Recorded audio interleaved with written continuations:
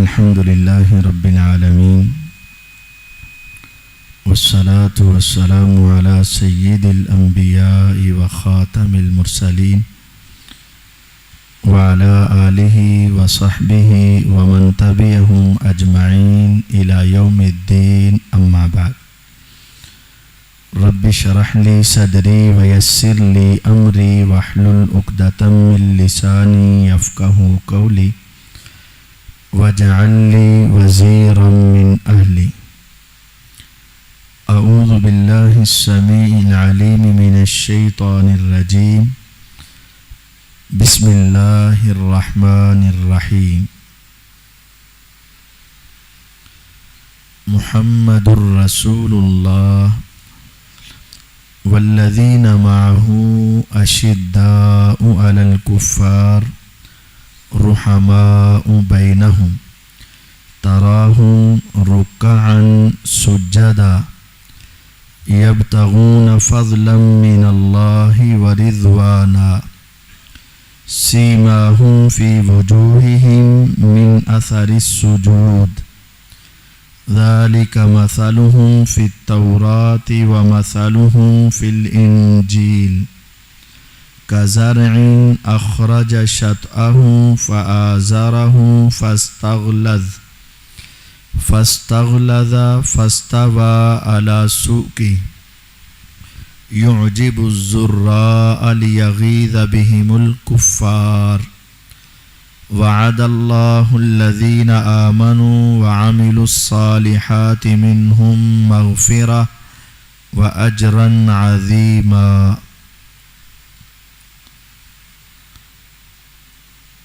اللہ رب العزت نے جناب محمد الرسول اللہ صلی اللہ علیہ وسلم کو اپنے آخری نبی اور رسول بنایا، اور اللہ تعالیٰ نے اس امت کو آخری امت بنایا ہے. آپ کے بعد کوئی نیا نبی رسول نہیں آئے گا، اور آپ کی امت کے بعد کوئی نئی امت نہیں آئے گی. اس لیے اللہ تعالیٰ نے آپ پر جو وحی قرآن کی صورت میں اور جو وحی حدیث کی صورت میں نازل کی، اللہ تعالیٰ نے اسے قیامت تک محفوظ رکھا. اگر آپ کی وحی محفوظ نہ رہے تو پھر بعد میں آنے والے لوگ ہدایت کہاں سے لیں گے؟ اگر آپ آخری نبی ہیں، آخری رسول ہیں، اور آپ کا پیغام قیامت تک کے لوگوں کے لیے ہدایت اور نجات کی ضمانت ہے، اگر وہ پیغام محفوظ ہی نہ رہے تو پھر ان لوگوں کے لیے ہدایت، صراط مستقیم اور نجات کا راستہ کیسے ملے گا؟ اللہ رب العزت کا آپ سے وعدہ تھا، اِنَّا نَحْنُ نَزَّلْنَا الذِّكْرَ وَإِنَّا لَهُ لَحَافِظُونَ. ہم نے ہی وہی نصیحت کو نازل کیا اور ہم ہی اس کی حفاظت کرنے والے. اللہ رب العزت نے اس دین کی حفاظت کی، اور اس کی حفاظت کا جو اولین انتظام تھا وہ اس دین کے عینی گواہ تھے، جن کو صحابہ کہا جاتا ہے. آج بھی اگر آپ سے کوئی شخص ملے اور اپنا مذہب کوئی اور بتائے، آپ اس کے بارے میں فکر مند ہوں، اسے بار بار اسلام کی دعوت دیں، بالآخر آپ کی دعوت ثمر آور ہو اور وہ قبول کر لے. ٹھیک ہے، آپ مجھے کلمہ پڑھائیں، مسلمان بنائیں اور جنت کے اندر لے جائیں. آپ اسے جب کلمہ پڑھائیں گے تو وہ آپ سے پوچھے گا، کیا واقعتاً اسلام میں داخل ہونے کا یہی طریقہ ہے؟ یہودیوں کی یہودیت میں داخل ہونا انداز الگ ہے، عیسائیوں کی عیسائیت میں داخل ہونا انداز الگ ہے، ہندوؤں کے اندر شامل ہونا انداز الگ ہے، لیکن آپ ہمیں مسلمان بنا رہے ہیں، تو کیا مسلمان ہونے کا واقعتاً یہی طریقہ ہے کہ یہ کلمہ پڑھ لیا جائے، اشہد ان لا الہ الا اللہ واشہد ان محمد الرسول اللہ صلی اللہ علیہ وسلم، یہی طریقہ ہے؟ آپ کہیں گے ہاں، وہ کہے گا آپ کو کیسے پتا چلا کہ یہی طریقہ ہے؟ آپ کہیں گے ہم نے احادیث میں پڑھا، ہم نے کتابوں میں پڑھا۔ کہیں گے آپ نے جس حدیث میں پڑھا، بخاری میں، مسلم میں، ابو داود میں، ترمذی میں، نسائی میں، ابن ماجہ میں، کیا ان محدثین نے خود رسول اللہ صلی اللہ علیہ وسلم سے یہ طریقہ سیکھا؟ کہا جائے گا نہیں، انہوں نے اپنے اساتذہ، انہوں نے اپنے اساتذہ، انہوں نے اپنے اساتذہ، انہوں نے تابعین سے سنا، اور تابعین نے صحابہ سے سنا، اور صحابہ کہتے تھے جب ہم کلمہ پڑھنے کے لیے، مسلمان ہونے کے لیے آئے تو محمد الرسول اللہ صلی اللہ علیہ وسلم نے ہمیں یہ کلمات پڑھا کر اسلام میں داخل کیا تھا۔ گویا کہ اسلام میں داخل ہونے کا طریقہ اور تمہارا کلمہ اور تمہارا اول مرحلہ بھی اس کے عینی گواہ کون ہیں؟ صحابہ رضوان اللہ علیہم اجمعین ہے۔ آپ اسے کہیں گے آپ نے کلمہ پڑھ لیا، اب آپ پر دن اور رات میں 5 نمازیں فرض ہیں، رمضان کے روزے فرض ہیں، زکوٰۃ تمہارے اوپر اگر مال ہوا تو فرض ہے، حج تمہارے اوپر اگر استطاعت ہوئی تو فرض ہے۔ اور پھر وہ پوچھے گا چلیں ٹھیک ہے آپ کی بات مانتا ہوں، اب آپ کے ساتھ مل کر جنت میں جانا چاہتا ہوں، تو مجھے نماز کا طریقہ بتائیں۔ آپ کہیں گے کھڑے ہو جاؤ، قبلہ رخ ہو جاؤ، ہاتھ اٹھا لو، پھر سینے پہ باندھ لو، پھر 4 رکعت، پھر 2 رکعت، آپ کے قیام کا طریقہ یہ، رکوع یہ، سجدہ یہ، تشہد یہ، سلام یہ، آپ ساری نماز بتائیں گے۔ وہ پوچھے گا آپ کو کیسے پتا چلا کہ نماز ایسے پڑھنی ہے؟ آپ کہیں گے میں نے صحیح بخاری کو پڑھا، صحیح مسلم کو پڑھا۔ وہ کہے گا امام بخاری رحمہ اللہ تو پیغمبر علیہ السلام سے تقریباً 200 سال بعد پیدا ہوئے، 194 ہجری میں، تو انہیں کیسے پتا چلا؟ ہم کہیں گے امام بخاری رحمہ اللہ نے اپنے استاد سے پڑھا، انہوں نے اپنے استاد، انہوں نے اپنے استاد، انہوں نے اپنے استاد، اور انہوں نے ایک تابعی سے، اور انہوں نے ایک صحابی سے، اور صحابی کہیں گے میری آنکھوں نے دیکھا محمد الرسول اللہ صلی اللہ علیہ وسلم قیام ایسے کرتے، رکوع ایسے کرتے، سجدہ ایسے کرتے، تشہد ایسے کرتے، سلام ایسے پھیرتے۔ صحابہ پورے دین کے عینی گواہ ہیں۔ پورے اسلام کی بنیاد محمد الرسول اللہ صلی اللہ علیہ وسلم کے بعد صحابہ پر کھڑی ہے۔ اگر ان گواہوں کو ہٹا دیا جائے یا ان گواہوں پر شک پیدا کر دیا جائے تو پھر یاد رکھیے اسلام کا ایک عمل بھی ہم تک پہنچ نہیں سکتا، اور ہم کسی کو بتا اور سمجھا نہیں سکتے۔ یہی وجہ ہوئی کہ اسلام کے دشمنوں نے جب میدانوں کے اندر مسلمانوں کا مقابلہ نہ کر پائے، ہر جگہ پر منہ کی کھائی، شکست ہوئی، میدانوں میں، سمندروں میں، دریاؤں میں، ہر طرف سے جب وہ لاچار ہو گئے تو اب انہوں نے چاہا کہ کوئی ایسا سسٹم نکالو کہ مسلمانوں کی خلافت بھی کمزور ہو، مسلمانوں میں انتشار آئے، افتراق آئے، آپس کے اندر ان کے فرقے بن جائیں۔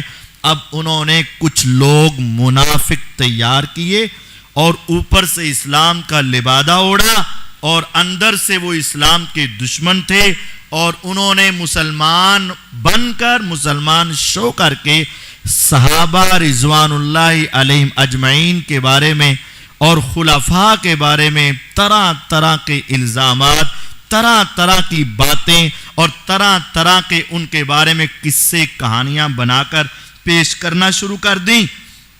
کچھ سادہ لوگ بھی تھے جو ان کے جھانسے میں آ گئے، کچھ ایسے ضدی بھی تھے جو ان کے جھانسے میں آ گئے، اور کچھ جو ہے وہ پہلے ہی ان سے ناراض تھے وہ بھی ان کے جھانسے میں آ گئے۔ تو یہ اسلام کے اس شیرازے کو بکھیر دیا گیا، اور آج تک امت کو رافضیت میں، ناسبیت میں، خوارج میں کئی حصوں کے اندر تقسیم کر دیا گیا۔ آج ایک گروہ ہے رافضی، ایک ہے ناسبی، ایک ہے خوارج، اور ایک ہے اہل السنت والجماعہ، جو حق پر ہیں، اور پیغمبر علیہ السلام کی حدیث ہے میری امت کا ایک گروہ ہمیشہ حق پر رہے گا، اور میری امت کے 73 فرقے بنیں گے، یہودیوں کے 71، عیسائیوں کے 72، اور میری امت کے 73، کلہم فی النار، سارے جہنم میں الا واحدہ، سوائے ایک کے، اور وہ ایک کون؟ ما انا علیہ واصحابی، جس پر میں اور میرے صحابہ۔ اب وہ میں اور میرے صحابہ یہ اہل السنہ ہیں۔ اب دوسرے جو گمراہیوں میں گر گئے ان کا مختصراً خلاصتاً تعارف یہ ہے: روافض، نواسب اور خوارج۔ رافضی اسے کہتے ہیں جو اہل بیت کی محبت کا دم بھرے، اہل بیت کی محبت کا دعویٰ کرے، اپنے دعوے میں سچا نہیں ہے لیکن دعویٰ کر رہا ہے، اور اس دعوے کی آڑ میں صحابہ رضوان اللہ علیہ اجمعین پر تبرہ کرے، اسے رافضی کہا جاتا ہے۔ اور اس کا الٹ ناسبی ہے، جو صحابہ کی محبت کا دم بھرے، دعویٰ کرے، لیکن وہ بھی اس دعوے میں سچا نہیں ہے، صحابہ کی محبت کا دعویٰ کر کے اہل بیت کے بارے میں زبان درازی کرے، یہ ناسبی ہے، یہ بھی گمراہ ہیں۔ وہ اہل بیت کا نام لیتے تھے اور اس کی آڑ میں صحابہ پر تبرہ، روافض گمراہ۔ اہل صحابہ کا نام لیا، اہل بیت پہ تبرہ کی، ناسبی گمراہ۔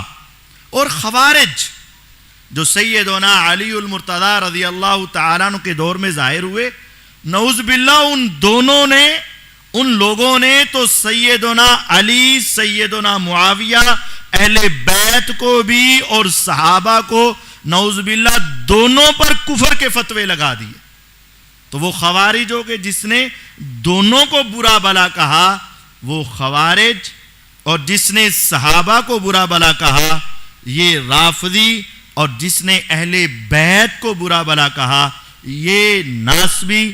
اور اہل السنت والجماعت وہ ہیں جو صحابہ سے بھی محبت کرتے ہیں، اہل بیت سے بھی پیار کرتے ہیں، ان دونوں کے لیے کلمات رحمت بولتے ہیں، ان دونوں کے مقام اور مرتبے کو اپنی اپنی جگہ پر رکھ کے مانتے ہیں، اور ان کے لیے دعائیں کرتے ہیں، اور روز قیامت ان کے ساتھ کھڑا ہونے کی سعادت مطلوب و مقصود ہے ان کا۔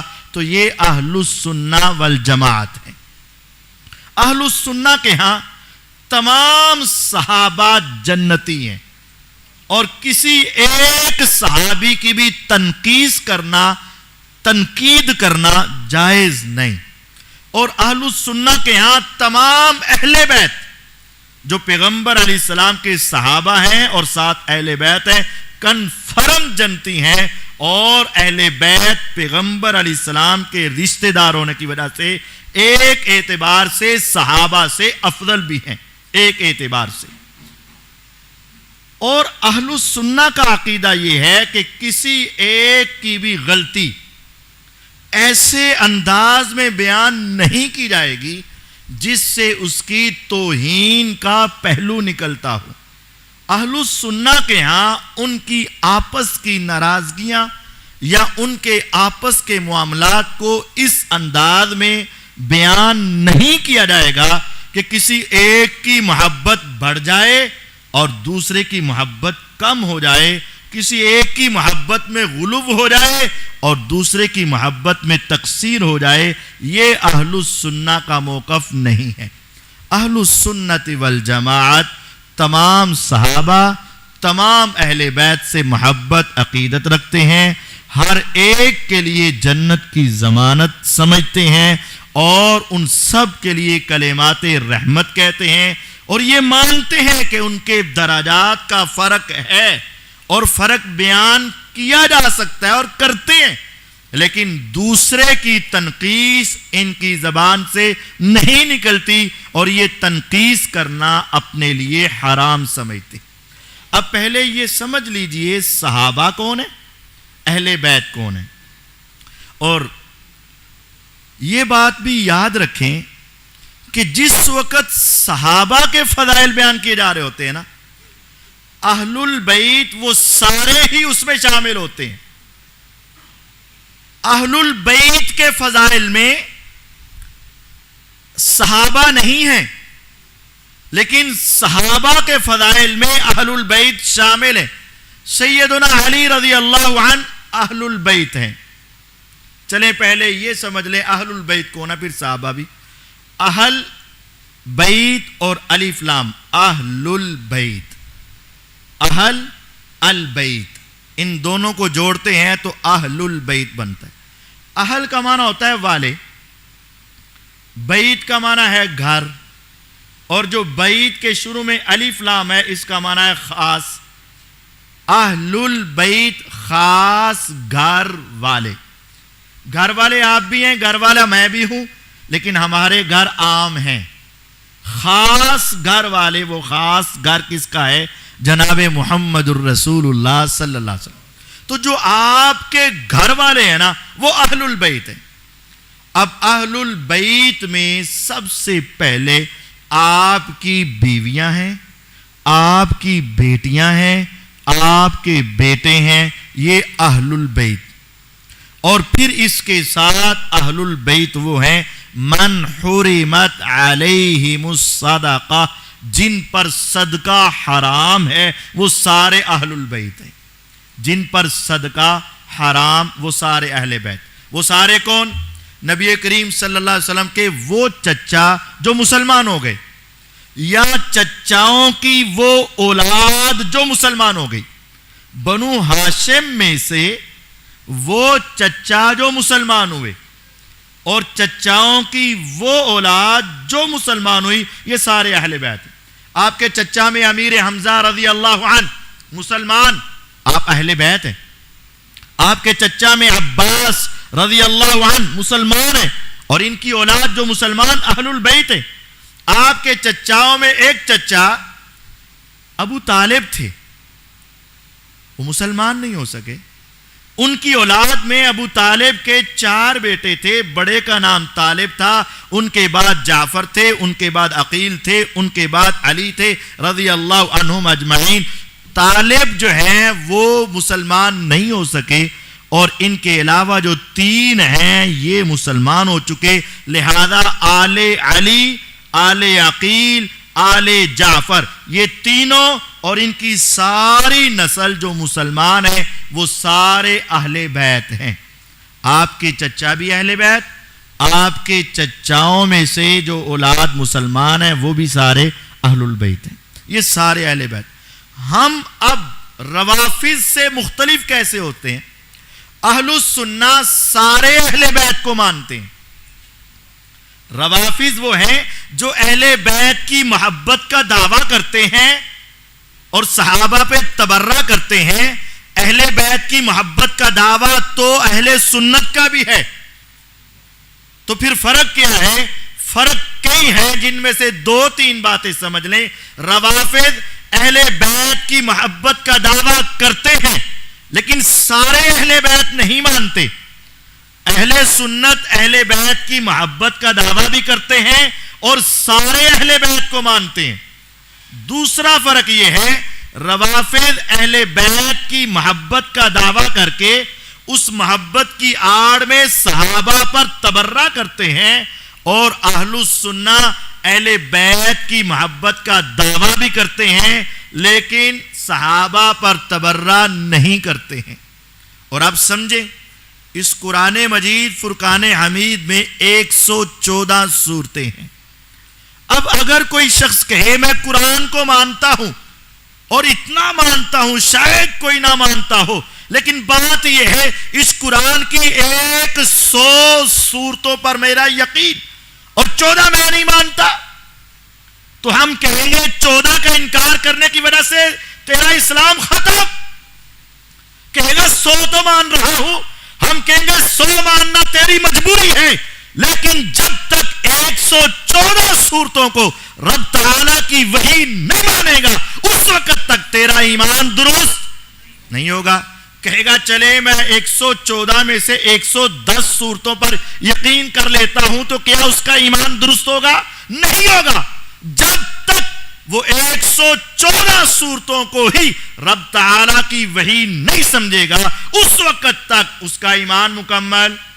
اسی طرح اہل بیت ہیں، دعویٰ ہے محبت کا اہل بیت کا، جس وقت تک تمام اہل بیت کو نہیں مانے گا اس وقت تک اس کا دعویٰ محبت مکمل اور وہ جھوٹا ہوگا. اب اہل بیت میں نبی پاک صلی اللہ علیہ وسلم کی ازواج مطہرات تو قرآن کی روح سے اہل بیت ہے. 22واں پارہ سورۃ الاحزاب پارے کی آیت نمبر 3، وَقَرْنَ فِي بُيُوتِكُنَّ وَلَا تَبَرَّجْنَ تَبَرُّجَ الْجَاهِلِيَّةِ الْأُولَى وَأَقِمْنَ الصَّلَاةَ وَآتِينَ الزَّكَاةَ وَأَطِعْنَ اللَّهَ وَرَسُولَهُ. اب ذرا غور کیجئے گا، جب اسی پارے کی دوسری آیت پڑھتے ہیں، یا نساء النبی، اے نبی کی بیویوں، لستن کاحد من النساء، تم عام عورتوں جیسی نہیں ہو، ان اتقیتن فلا تخضعن بالقول، تمہارے اندر تقوی ہے تو تم نے نرم لہجے میں بات نہیں کرنی. کیوں؟ فیطمع الذی فی قلبہ مرض، منافق اپنے دل میں خیالات اور وسوسے لے آئیں گے. لیکن یاد رکھو سخت لہجے کے اندر بھی وَقُلْنَ قَوْلًا مَعْرُوفًا، بات ذرا اچھے انداز میں کرنی. وَقَرْنَ فِي بُيُوتِكُنَّ، اپنے گھروں میں ٹکی رہو، ٹھہری رہو. یہاں ایک نکتہ بھی ہے، طلباء موجود ہیں. وَقَرْنَ فِي بُيُوتِكُنَّ، تم ٹھہری رہو اپنے گھروں میں.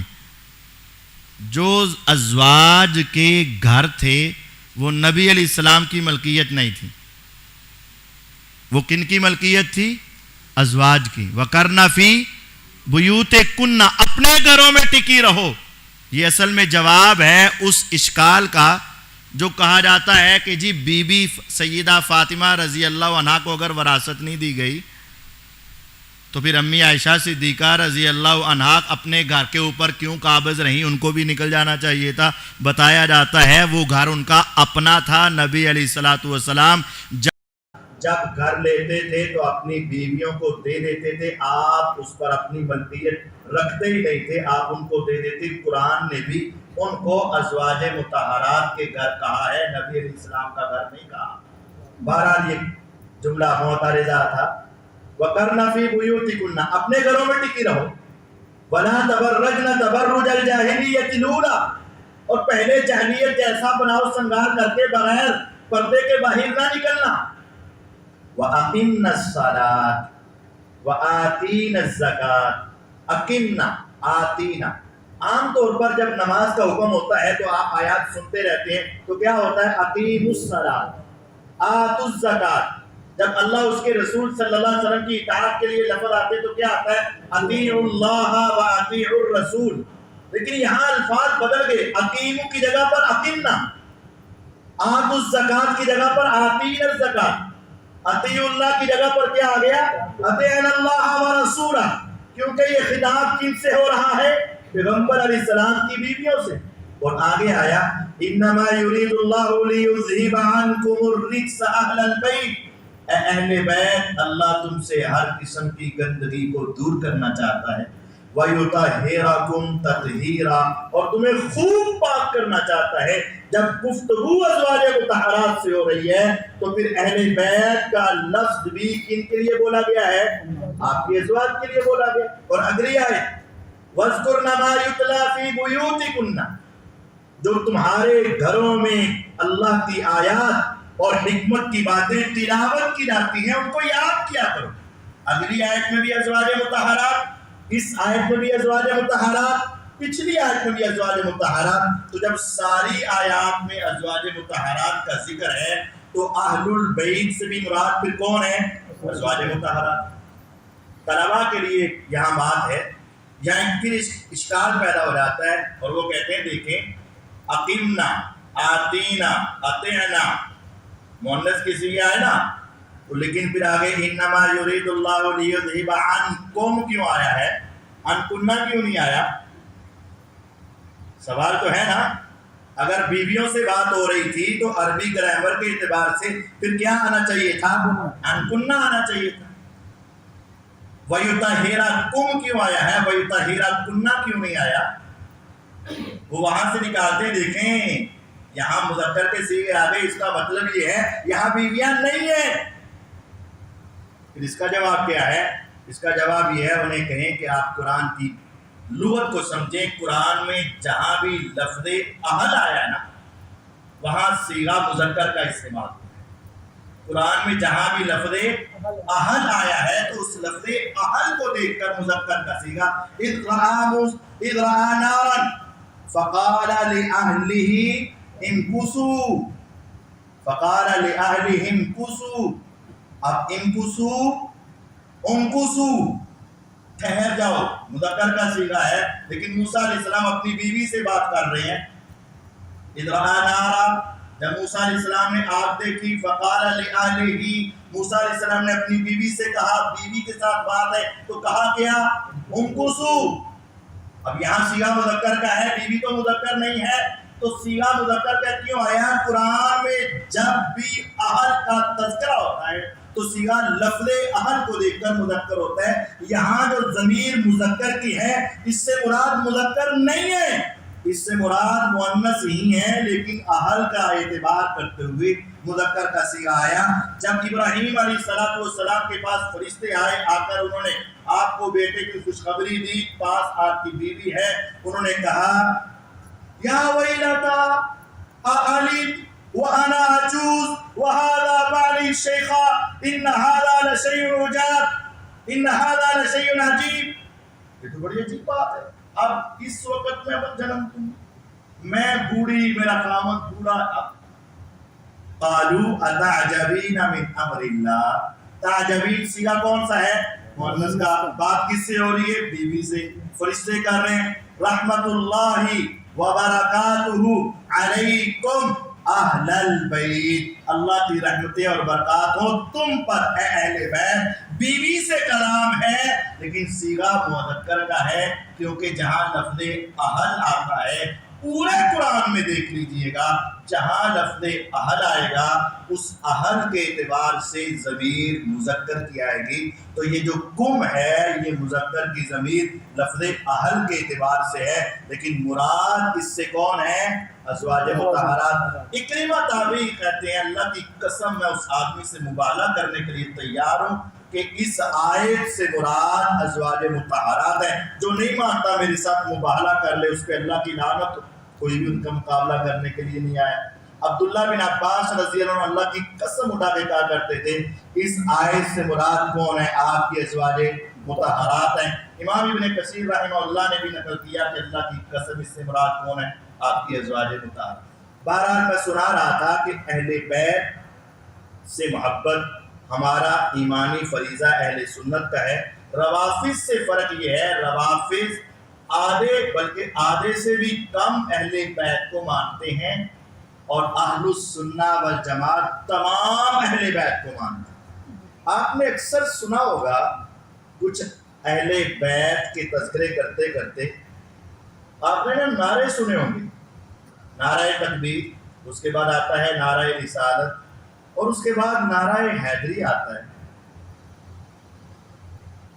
یہ درمیان میں صدیقی، فاروقی، عثمانی کیوں چھوٹ گیا؟ اور اسی طرح آپ نے دیکھا ہوگا لبیک یا حسین آتا ہے، لبیک یا حسن کبھی نہیں آپ نے سنا ہوگا، کیونکہ یہ اہل البیت میں سے کچھ کو مانتے ہیں اور کچھ کو نہیں. ہم تمام اہل البیت کو مانتے ہیں. آپ علیہ السلام کی بیویاں اہل البیت، آپ کی چاروں بیٹیاں اہل البیت. آپ کے 3 بیٹے اہل البیت، آپ کے مسلمان چچا سارے اہل البیت، اور ان چچاؤں کی جو اولاد مسلمان ساری اہل البیت، اہل السنہ تمام اہل البیت کو مانتے ہیں، اور روافض جو ہیں چند اہل البیت کو مانتے ہیں، اور اہل السنہ تمام اہل البیت کو ماننے کے ساتھ کسی صحابی پر تبرہ نہیں کرتے، اور وہ صحابہ پر تبرہ کرتے ہیں۔ یہ اہل السنہ اور روافض کا فرق ہے۔ اب نواسب ہے، نواسب سے ہمارا کیا فرق ہے؟ ناسبی جو ہیں وہ صحابہ کا نام لیتے ہیں لیکن اہل البیت کے بارے میں زبان درازی کرتے ہیں۔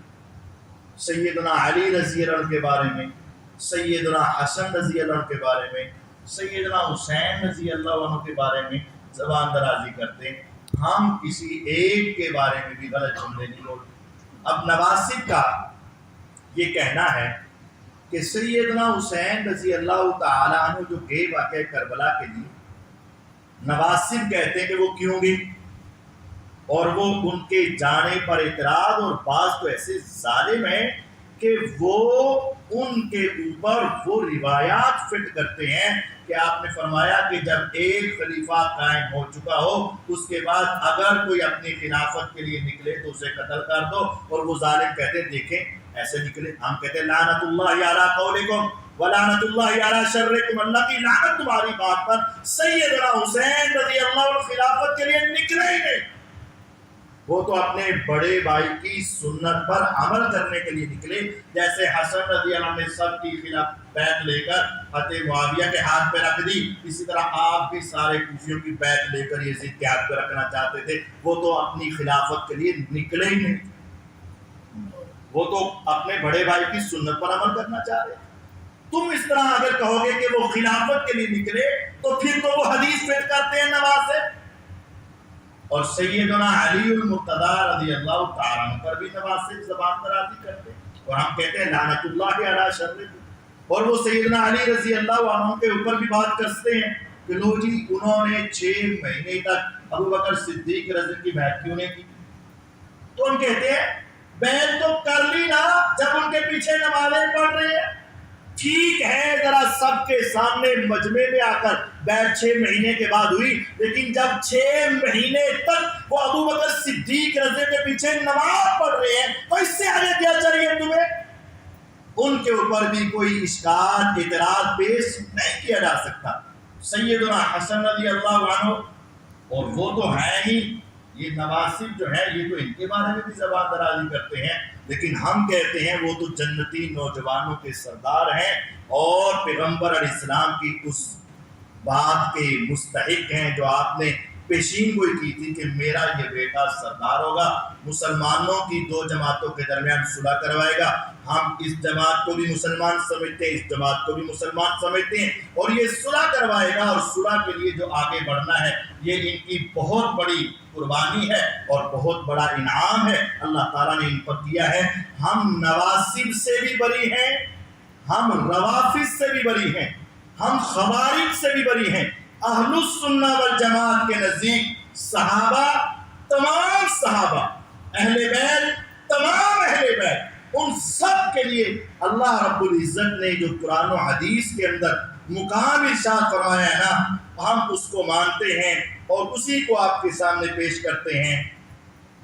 صحابہ اول مرحلے میں مسلمان ہوئے ہوں، درمیانے مرحلے میں مسلمان ہوئے ہوں، آخری مرحلے میں مسلمان ہوئے ہوں، آخری دن مسلمان ہوئے ہوں، ایک لمحہ، ایک منٹ بھی اگر وہ محمد الرسول اللہ صلی اللہ علیہ وسلم کے پاس رہے ہیں نا تو ہم ان تمام صحابہ کو کنفرم جنتی مانتے، کسی ایک کے بارے میں بھی دل میں میل نہیں رکھتے۔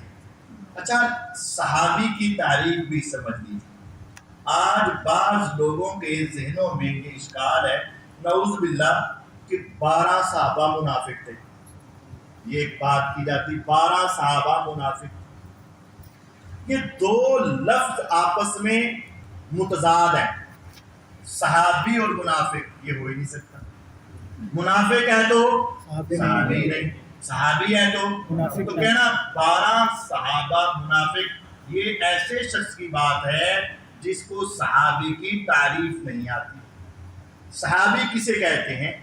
جس نے ایمان کی حالت میں نبی صلی اللہ علیہ وسلم کو دیکھا یا ملاقات کی اور ایمان کی حالت میں فوت ہوا، اسے صحابی کہتے ہیں۔ دوبارہ سمجھیں، جس نے ایمان کی حالت میں نبی صلی اللہ علیہ وسلم کو دیکھا، چاہے دور سے دیکھ لیا حج کے موقع پر، یا ملاقات کی، ملاقات تو کر لی، آنکھوں سے نبی نے ہے، ملاقات ہوئی ہے دیکھ، تو صحابی وہ ہے جس نے ایمان کی حالت میں نبی صلی اللہ علیہ وسلم کو دیکھا یا ملاقات کی اور ایمان کی حالت میں فوت ہوا، اسے کیا کہتے ہیں؟ صحابی۔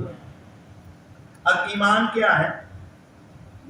جس نے ایمان کی حالت میں دیکھا، وہ ایمان کی حالت کیا ہے؟ ایمان 3 چیزوں کا نام ہے، زبان سے اقرار، دل میں تصدیق اور اس کے مطابق عمل۔ اقرار باللسان و تصدیق بالجنان و عمل بالارکان۔ اقرار باللسان، زبان سے اقرار، اگر زبان سے اقرار نہ ہو تو کفر ہوتا ہے۔ ابو طالب کے دل میں بھی تصدیق تھی، بیٹا اگر کفار قریش اور عورتیں قریش مجھے تانے نہ دے، میں تیری آنکھوں کو ٹھنڈا کر دوں، تصدیق تھی۔ رات کو چھپ چھپ کے سنتے تھے، تصدیق تھی ان کو، لیکن زبان سے اقرار نہ ہوا تو کفر، زبان سے اقرار نہ ہو کفر، ہو جائے تو اسلام، دل میں تصدیق نہ ہو تو منافقت۔ عبداللہ بن ابی کون تھا؟ کلمے تو بہت پڑھتا تھا لیکن اندر تصدیق، اگر دل میں تصدیق ہو جائے تو ایمان، اور اس کے مطابق عمل، اگر عمل نہ ہو تو فاسق و فاجر، اور عمل ہو جائے تو ایمان کی اعلیٰ طریق۔ تو ایمان کسے کہتے ہیں؟ زبان سے اقرار بھی ہو، دل میں یقین بھی ہو، اس کے مطابق عمل بھی ہو۔ جس نے ایمان کی حالت میں، اس کا مطلب یہ ہے زبان اقرار کر رہی ہو، دل یقین رکھتا ہو، اعضاء اس پر عمل کر رہے ہو، صحابی اسے کہتے ہیں جس نے ایمان کی حالت میں نبی صلی اللہ علیہ وسلم کو دیکھا یا ملاقات کی اور ایمان کی حالت میں فوت ہوا۔ جب آپ یہ کہتے ہیں ایمان کی حالت میں فوت ہوا تو آپ گارنٹی دیتے ہیں ایمان کا مطلب یہ ہے زبان اقرار کرتی تھی، کافر نہ تھے، دل تصدیق کرتا تھا، منافق نہ تھے، اعضاء عمل کرتے تھے، فاسق و فاجر نہ تھے، وہ مومن تھے۔ اور جب تم نے ان کے ایمان کی گواہی دے دی تو رب تعالیٰ کہتے ہیں یا ایھا الذین آمنوا اتقوا اللہ حق تقاتہ ولا تموتن الا وانتم مسلمون۔ اگر حالت اسلام میں آ گئے تو تمہاری جنت کنفرم ہے۔ جب صحابی لفظ بولا جاتا ہے، جو سمجھنے والا ہے وہ سمجھ جاتا ہے کہ یہ لفظ صحابی ایک گارنٹی ہے کہ ہم مانتے ہیں جب یہ اس دنیا سے گئے تھے ان کا دل پاک تھا، صاف تھا، اقرار باللسان تھا، عمل بالقلب تھا اور تصدیق بالقلب تھا، عمل بالارکان تھا۔ گویا کہ لفظ صحابی تعبیر ہے جنتی کی، جنتی کا دوسرا نام ہے صحابی۔ صحابی کہہ دیا گویا کہ آپ نے جنتی کہہ دیا۔ تو جب ہم کہتے ہیں تمام صحابہ، تو پھر تمام صحابہ جب لفظ صحابی بول دیا تو منافق کوئی نہ رہا، صحابی بول دیا تو کافر کوئی نہ رہا، صحابی بول دیا تو فاسق و فاجر نہیں، یہ صحابی ہیں اور تمام صحابی کیا ہیں؟ جنتی ہیں۔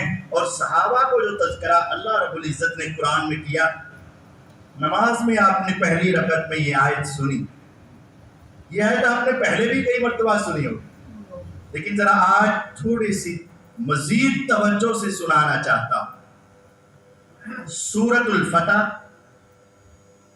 26واں پارہ آخری آیت، اللہ رب العزت فرماتے ہیں اعوذ باللہ من الشیطان الرجیم بسم اللہ الرحمن الرحیم محمد الرسول اللہ، محمد صلی اللہ علیہ وسلم اللہ کے رسول ہیں۔ یہ اللہ تعالیٰ نے خبر دی. اس میں شک کرنے والا کافر ہے کہ نہیں؟ محمد صلی اللہ علیہ وسلم اللہ کے رسول ہے، جو ان کی رسالت میں شک کرے وہ مسلمان نہیں. اب یہ اللہ رب العزت نے بتایا. اور اللہ تعالیٰ نے یہاں پیغمبر علیہ السلام کی صفات اور کوئی بیان نہیں کی، صرف ایک ہی بتایا کہ وہ کیا ہے، اللہ کے رسول. اور یہ اتنی بڑی صفت بتا دی کہ اس کے آگے کچھ اور بتانے کی ضرورت ہی نہ رہی. یعنی تمام اعلیٰ صفات جو پیغمبر میں ہے وہ موجود ہے، کیونکہ آپ اللہ کے رسول ہیں. جس اللہ تعالیٰ نے یہ خبر دی اسی اللہ رب العزت نے آگے خبر دی والذین معہ اشداء علی الکفار. وہی رب العزت کہتے ہیں محمد صلی اللہ علیہ وسلم اللہ کے رسول ہے، اور وہی اللہ تعالیٰ کہتے ہیں جو ان کے ساتھی ہیں نا صحابہ، اشداء علی الکفار، کافروں کے خلاف بڑے سخت شدید. اشداء علی الکفار، کافروں کے خلاف بہت سخت.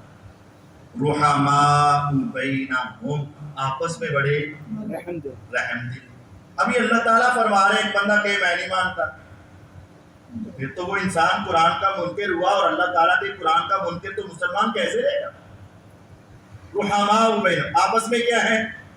ہمیں یہی دکھایا گیا، لڑائی ہو گئی، جنگ ہو گئی، لڑائی ہو گئی، جنگ ہو گئی، گالیاں دی، گالیاں سنی، لڑائی ہو گئی، جنگ ہو گئی، گالیاں دی، گالیاں سنی، لڑائی ہو گئی، جنگ ہو گئی، گالیاں دی، گالیاں سنی. قرآن تو کہتا ہے رحماء بینہم. ہمیں ہر وقت وہ جنگیں سنائی جاتی. ارے اختلاف ہو جانا کوئی بری بات نہیں، کوئی بڑی بات نہیں، لیکن ان کے دلوں میں بغض اور نفرت نہیں تھا. سیدنا علی المرتضیٰ رضی اللہ تعالیٰ عنہ کی ایک کنیت ہے ابو تراب. بہت آپ کو پسند، آپ کہتے ہیں میری کنیت ابو ہے. ابو الحسن بھی ہے، ابو الحسین بھی ہے، ابو الحسنین بھی ہے، میرا لقب حیدر کرار بھی ہے، لیکن جو کنیت مجھے سب سے زیادہ پسند ہے وہ کون سی ہے؟ ابو تراب. وہ کیوں پڑی ہوئی؟ نبی پاک صلی اللہ علیہ وسلم گھر میں گئے، بیٹی سے پوچھا تیرے چچا کا بیٹا علی کدھر ہے رضی اللہ عنہ؟ کہا اللہ کے نبی علیہ السلام میری ان سے ناراضگی ہوئی، اور ناراضگی اتنی شدت اختیار کر گئی کہ علی گھر چھوڑ کے چلے گئے. تھوڑی بات نہیں ہے، گھر چھوڑ کے چلے گئے. کہاں گئے پتہ نہیں، کہاں گئے، ناراض ہو گئے. آپ نے کہا تلاش کرو، تلاش کیا گیا، مسجد میں تھے. آقا نے داماد کا یہ احترام کیا. آپ نے یہ نہیں کہا کہ جاؤ بلا کے لاؤ اس کو. آپ کہہ بھی سکتے تھے، بڑے تھے، لیکن آپ نے ایسا نہیں کیا. آپ خود چل کر کے دیکھا تو علی رضی اللہ عنہ زمین پر لیٹے، جسم سے کپڑا ہٹا اور سو رہے ہیں، اور آپ محبت سے بیٹھ گئے. یمسح عنہ التراب، آپ ان سے مٹی کو جھاڑ رہے ہیں اور کہہ رہے ہیں کم یا ابا تراب، اے مٹی والے اٹھ جا، چل آ، صلح کر، نہ ناراض ہوا کر. آپ ان کو گھر لے گئے، آپ نے صلح کروا دی. حضرت علی رضی اللہ عنہ کی سیدہ فاطمہ سے کیا ہوئی تھی؟ تو پھر کیا ہوا؟ ناراضگی ہو سکتی ہے، بغض تو نہیں ہے نا. اسی طرح علی اور معاویہ رضی اللہ عنہ کی کیا ہو گئی؟ تو ہو سکتی ہے، کیا ہوا؟ صلح ہو جائے گی. اس میں کون سی بات ہے؟ ناراضگی ہو سکتی ہے، لیکن اس کے باوجود رحماء بینہم، قرآن سچ کہتا ہے وہ آپس میں کیا تھے؟ رحم دل تھے. رحماء بینہم، یہ قرآن ہے، اس کا انکار تو کفر ہے. اور آگے سنیے، اللہ رب العزت فرماتے ہیں تراہم رکعن سجدا. آپ دیکھو گے، جب بھی دیکھو گے وہ یا رکوع میں یا وہ سجدے میں. صحابہ وقت ضائع نہیں کرتے. جب بھی آپ دیکھو گے یا وہ رکوع میں ہوں گے یا وہ، یہ ان کا ظاہر ہے. ظاہر رکوع سجدے تو منافق بھی کر لیتے تھے، چاہے تھوڑے ہی کرتے تھے. وَإِذَا قَامُوا إِلَى الصَّلَاةِ قَامُوا كُسَالَىٰ يُرَاءُونَ النَّاسَ وَلَا يَذْكُرُونَ اللَّهَ إِلَّا قَلِيلًا. پڑھتے تو تھے نا، چاہے تھوڑی صحیح. رکوع سجدے تو وہ بھی کرتے تھے، لیکن میرے رب نے کہا ان کے ان جیسے نہیں ہیں. تراہم رکعن سجدا، رکوع سجدے کرتے ہیں صحابہ، یہ ان کا ظاہر ہے. تو اندر کیا ہے؟ یبتغون فضلا من اللہ ورضوانا. ان کے دلوں میں کفر نہیں، ان کے دلوں میں منافقت نہیں، ان کے دلوں میں دنیا کا لالچ نہیں، ان کے دلوں میں عہدوں کا لالچ نہیں. وہ اللہ کے سامنے رکوع میں جاتے ہیں، سجدے میں گر جاتے ہیں. مقصد کیا ہے؟ یبتغون فضلا من اللہ ورضوانا. وہ اللہ کا فضل، اور اس کی رضا کے متلاشی ہیں وہ حقیقی مومن ہے. یہ ان کا باطن ہے. اور ان کے اندر کی گواہی یبتغون فضلا من اللہ ورضوانا، اور ان کے ظاہر کی گواہی تراہم رکعا سجدا ہے. اور آگے اللہ رب العزت کیا فرماتے؟ سیماہم فی وجوہہم من اثار السجود، سجدوں کے نشانات ان کے چہروں پر ہیں. ایک معنی یہ ہے کہ اتنے لمبے لمبے سجدے کرتے ہیں کہ ان کے ماتھوں پر محراب بن چکے ہیں. اور دوسرا معنی یہ ہے کہ کثرت عبادت، لمبی لمبی عبادت کی وجہ سے روحانیت ایسی ہے کہ ان کے چہروں پر نور چمکتا ہے اور دور سے محسوس ہوتا ہے ھذا الوجہ لیس بوجہ کذاب، یہ چہرہ کبھی غلط نہیں ہو سکتا ہے. ان کے چہروں پر نشانیاں ہیں، دور سے پتہ چل جاتا ہے یہ کوئی اللہ کا ولی آ رہا ہے. چہرے پر نشانات اور اثرات موجود ہیں. سیماہم، ان کی علامات ہیں صحابہ کی، فی وجوہہم، ان کے چہروں پر پتہ چل جاتا ہے، من اثر السجود، سجدوں کے نشانات ہیں. اور اس سے اگلے جملوں کی گہرائی کو کاش تم سمجھ پاؤ. ذالک مثلہم فی التوراۃ، یہ بات صرف تمہیں ہی نہیں بتائی، یہ صفت ان کی رب نے تورات میں بھی بیان کی ہے. وَمَثَلُهُمْ فِي الْإِنْجِيلِ، اور ان کی یہ صفت اللہ نے انجیل میں بھی بیان کی. تم غور کرو، سمجھو اس جملے کو. میرے آقا علیہ السلام ابھی اس دنیا میں آئے نہیں تھے. رب تعالیٰ نے موسیٰ علیہ السلام پہ تورات کو نازل کیا تو میرے آقا کے تذکرے کیے. ایک وقت آئے گا آخری نبی آئیں گے، محمد ان کا نام ہوگا، احمد ان کا نام ہوگا صلی اللہ علیہ وسلم، فران کی چوٹیوں سے نکلیں گے. آخری نبی کے آنے کا وقت ہوا چاہتا ہے. ایک وقت تھا انجیل میں میرے آقا کے تذکرے موجود تھے، یہ میرے آقا کا مقام تھا. اور اس تورات میں، اس انجیل میں فقط میرے آقا کا ذکر نہیں تھا، بلکہ قرآن کہتا ہے اس میں لکھا تھا آخری نبی آئیں گے، آخری رسول ہوں گے، ان کے صحابہ، ان کے جانسار، ان کے وفادار رکوع اور سجدے کریں گے اور ان کے سجدوں کے نشانات ان کے ماتھوں پر چمک رہے ہوں گے. یہ تورات میں رب نے بیان کیا، انجیل میں رب نے بیان کیا.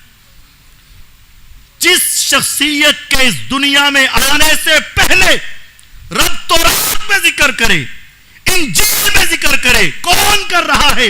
رب، اللہ اللہ اللہ. میں آپ کا ظاہر جانتا ہوں، آپ میرا ظاہر جانتے ہیں، باطن نہیں جانتے، باطن نہیں جانتے. لیکن رب تو وہ ہے، علیم بذات الصدور ہے، علام الغیوب ہے، عالم ما کان ما یکون ہے. درختوں کے پتے تم نہیں جانتے، ان کی تعداد کو جاننے والا صرف کون؟ ایک اللہ. وما تسقط من ورقۃ الا يعلمها ولا حبۃ في ظلمات الارض ولا رطب ولا یابس الا في کتاب مبین. ریت کے ذرات، پانی کے قطرات، ہواؤں کے جھونکے، درختوں کے پتے، سب کچھ جاننے والا ایک اللہ ہے. آنکھیں تمہاری ہیں، جبکتے تم ہو، تم نہیں جانتے. کتنی مرتبہ جب کہا اس کو جاننے والا میرا اللہ ہے. دل تمہارا ہے، دھڑکتا تمہارے اندر ہے، تم نہیں جانتے، میرا رب جانتا ہے. کتنی مرتبہ دھڑکا. اس رب کو پتا تھا علی آئیں گے، معاویہ آئیں گے رضی اللہ عنہما، اختلاف ہوگا، جمل ہوگی، صفین ہوگا، سب کچھ ہوگا. میرا رب سب کچھ جاننے کے باوجود ان کے تذکرے کہاں بیان کر رہا ہے؟ تورات میں، انجیل میں، اس قرآن میں ان کا ذکر ہے. تمہیں سمجھ لگ گئی نعوذ باللہ کہ وہ غلط ہے، اور کیا تم یہ کہنا چاہتے ہو رب کو غلطی لگ گئی؟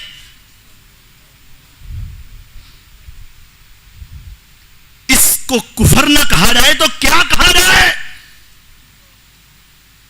کیا نام رکھا جائے اس چیز کا کہ تم کہو 1400 سال بعد میں فیصلہ کرتا ہوں یہ غلط تھا، یہ جہنم میں، یہ فلاں یہ فلاں یہ فلاں، اور رب کہے میں نے ان کے آنے سے پہلے تذکرے تورات انجیل قرآن میں کیے اور تم کہو یہ غلط ہے؟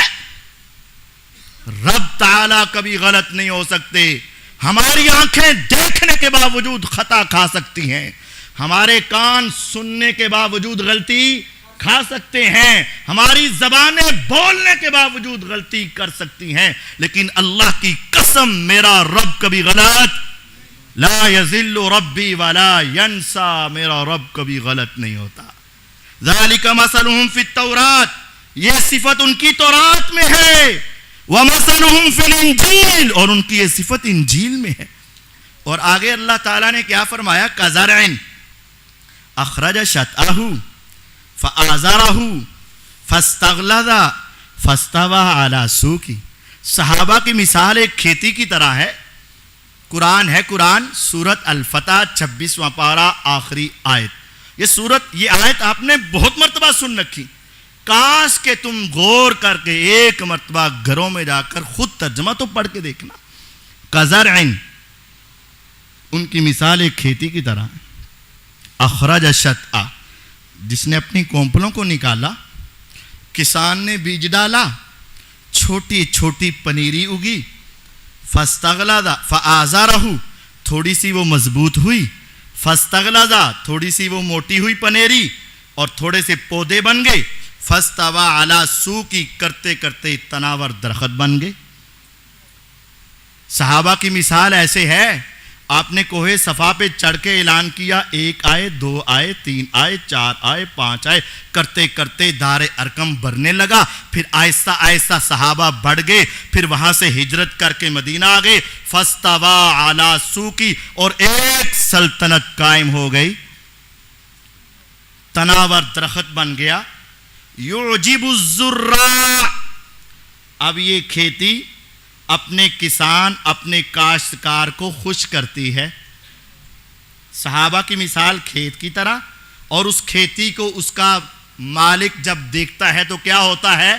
خوش ہوتا ہے کہ جو میں نے محنت کی تھی رائے گاہ نہیں گئی، میرا پہلا قطرہ تھا، میرے 2-4 بیج تھے، بڑھتے بڑھتے بڑھتے بڑھتے یہ میرا لہلہاتا باغ ہو گیا۔ یعجب الزراع، کسان اسے دیکھ کر خوش ہوتا ہے۔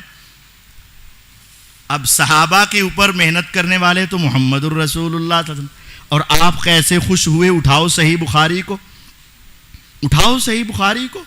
میرے آقا علیہ السلام بیمار ہو گئے، کہا ابو بکر رضی اللہ عنہ کو مصلی دیا جائے۔ ایک روز عمر رضی اللہ تعالیٰ عنہ آگے بڑھ گئے، کیونکہ ابو بکر رضی اللہ عنہ نہیں تھے۔ ابو داود کی حدیث ہے، عمر رضی اللہ عنہ کی آواز ذرا بلند تھی، حجرے میں نماز شروع ہو چکی ہے، حجرے میں آپ کے گھر میں آواز جاتی ہے کہ عمر نماز پڑھا رہے، فرمایا لا لا لا لا، نہیں نہیں نہیں نہیں، توڑ دو نماز، روک دو نماز، جس وقت تک ابو بکر زندہ ہے میرے مصلی پر ابو بکر کے سوا کوئی کھڑا نہیں ہو سکتا۔ ابو داود کی حدیث ہے، نماز روک دی گئی۔ میرے آقا اس پر خوش نہیں ہوئے، خوش کس پر ہوئے؟ اٹھاؤ صحیح بخاری، میرے آقا کی زندگی کا آخری دن ہے،